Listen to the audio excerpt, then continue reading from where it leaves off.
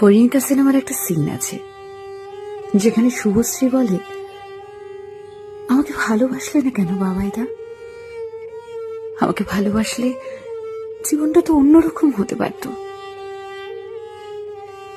আবার ফরেস্ট গ্যাম্প মুভিতে যেখানে জেনিকে গ্যাম্প জিজ্ঞেস করে, why don't you love me Jenny? I am not a smart man, but I know what love is. কি অসম্ভব মন ভার করা দুটো লাইন। আমরা সবাই হয়তো কাউকে না কাউকে এটাই জিজ্ঞেস করতে চাই যে, আমায় কেন ভালোবাসলে না? কিন্তু আমরা কেউ জিজ্ঞেস করতে পারি না, কাউকে জিজ্ঞেস করা যায় না,